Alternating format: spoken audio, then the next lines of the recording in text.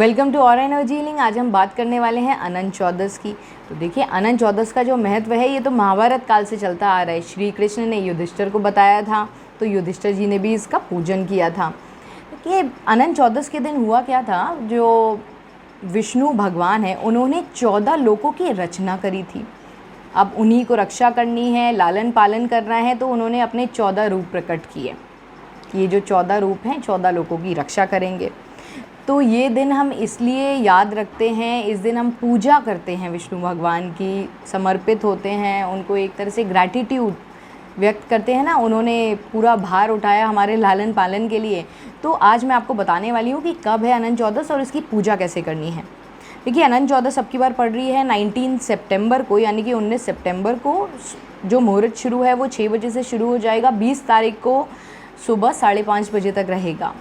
काफ़ी ज़्यादा शुभ समय रहेगा, हम कभी भी पूजा कर सकते हैं। और इस दिन देखिए बुध आदित्य योग भी बन रहा है, मंगल बुध आदित्य योग, जो कि सर्वश्रेष्ठ माना जाता है कि अगर आपकी कोई इच्छा है वो ज़रूर पूरी होती है, आपकी मनोकामना है ज़रूर पूरी होगी अगर आप पूजन कर रहे हैं इस टाइम पे।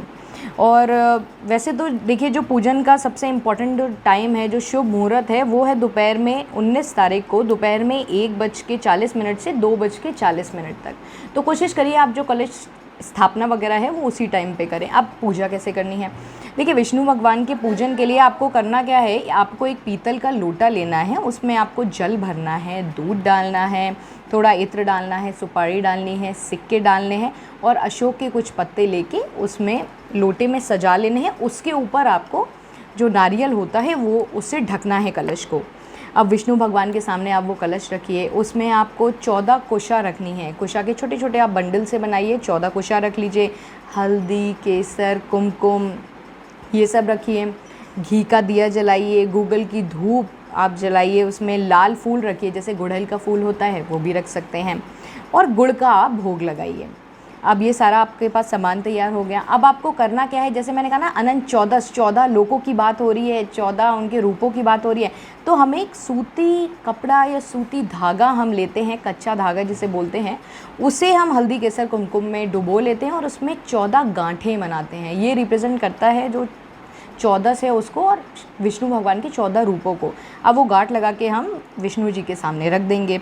फिर हमें करनी है पूजा, जो मैंने आपको मुहूर्त बताया है उस टाइम पे आप करेंगे। और जो मंत्र है वो है ओम अनंताय नमः।